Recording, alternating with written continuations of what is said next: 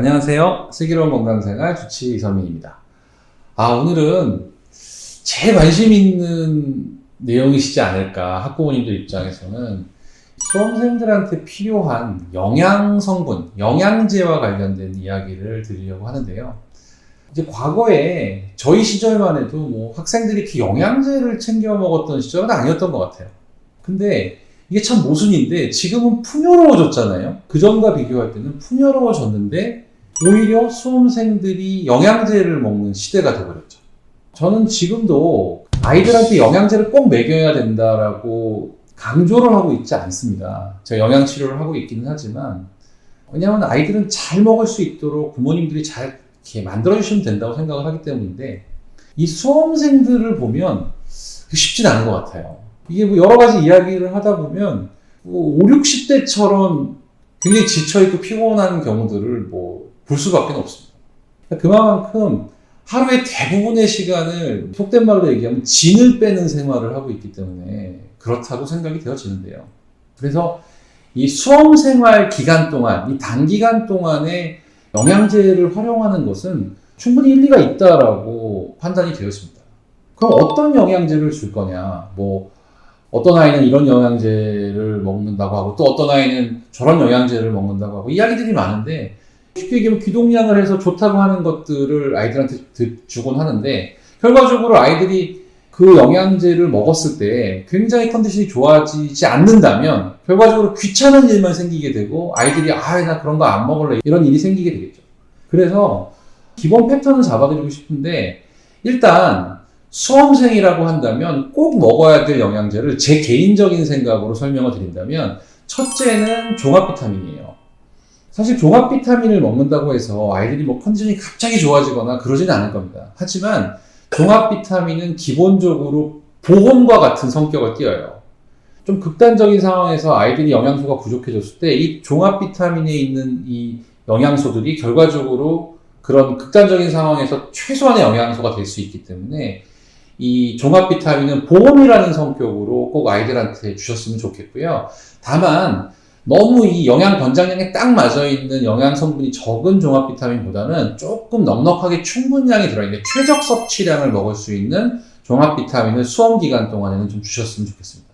두 번째는 우리가 비타민 D만큼은 조금 추가로 주시면 좋겠어요. 우리가 보통 종합 비타민에도 비타민 D가 조금 들어있긴 한데 양이 부족합니다. 그래서 추가로 비타민 D를 먹이셨으면 하는 이유는 뭐냐면 면역에 일단 좋고요. 그래서 소위 말하는 잔병 치레를 좀 막아줄 수 있을 확률이 높고요. 중요한 거는 이 비타민 D가 충분하면은요, 아이들이 이 기분이 조금 좋아질 수 있어요. 그러니까 이 비타민 D는 세로토닌이라는 행복 호르몬과도 연관성이 있거든요. 그래서 아이들이 수험생이라는 게 정말 너무 힘든 생활들을 하잖아요. 그래서 아이들의 이 무드를 조금 좋게 유지시켜 줄 수 있을 거라고 생각되어지기 때문에 비타민 D는 조금 추가로 주시면 좋겠고요. 세 번째로는 요즘 국민영양제가 됐죠. 이 유산균만큼은 좀 주시면 좋겠어요. 왜냐하면 기능의학적으로 보면은 장 건강이 굉장히 중요하거든요. 이 장이라는 것이 결코 이 노폐물만 나가는 위치가 아닙니다. 이 장이 중요한데 이 장 건강이 특히나 수험생활처럼 스트레스가 많은 상황에서는 굉장히 불편한 일들이 생겨요. 그래서 장이 건강해야만 꾸준히 앉아서 잘 공부할 수 있다. 이렇게 좀 쉽게 생각을 하시면서 유산균만큼 꼭 주셨으면 좋겠어요. 그럼 추가적으로 뭘 주면 좋을까요? 라고 저한테 물어보신다면 가장 원칙적인 거는 저희가 기능의학병원에서 하는 유기산 검진이라는 게 있어요. 이 유기산 검진이라는 거는 소변을 통해서 하는 검진인데요. 우리 몸의 각종 회로들이 이렇게 움직이는 부분들을 보게 돼요. 그래서 어떤 부분이 부족한지가 나오죠. 그래서 이거를 가지고 사실은 영양소를 먹게 되면 몸이 가장 효율적으로 움직일 수 있는 영양제를 세팅할 수 있죠. 하지만 역시 이것도 병원에 오셔야만 할 수 있는 검진이기 때문에 일반적으로 제가 패턴 얘기를 지금 지난 편들에서 드렸잖아요. 이 패턴과 관계해서 설명을 좀 한다면 느린 대사형의 성정을 갖고 있는 아이들 같은 경우는 당연히 에너지를 좀 올려줄 수 있는 영양제의 조합을 가지셔야 돼요. 반대로 빠른 대사형의 아이들은 에너지를 조금 식혀줄 수 있는, 그러니까 식힌다는 것이 에너지를 낮춘다는 의미라기보다는 좀 에너지가 너무 이렇게 오버페이스하지 않도록 만들어주는 영양소를 주시는 게 좋습니다. 하나 설명을 드린다면, 예를 들어서 우리가 저녁 때요, 잠이 잘 안 오면 옛날 어른들께서 뭐 주셨나요?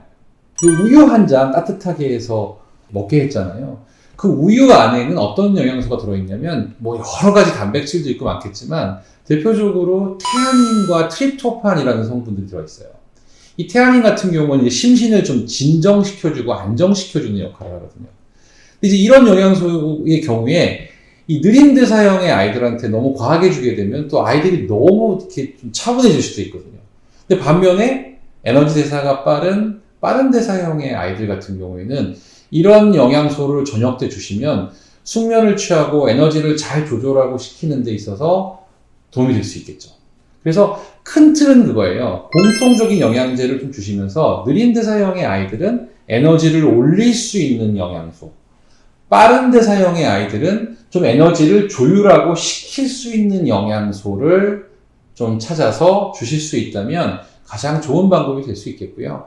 우리 아이에게 뭐 딱 맞는 영양제 시스템을 만들어 주시고 싶다면 가까운 기능의학병원을 가셔서 이 용기상 검진이라는 걸 해보시면 편하고 쉽고 효율적으로 어떤 시스템을 보실 수 있을 거고요. 하지만 병원에 꼭 가셔야 되는 건 아니니까요. 그렇지 않다면 이 세 가지의 기초적인 영양제와 그 패턴에 맞는 컨셉을 가지고 있는 영양제들을 조금 찾아주시게 된다면 효율적으로 아이들이 좀 도움을 받을 수 있지 않을까, 그런 생각을 해보게 됩니다.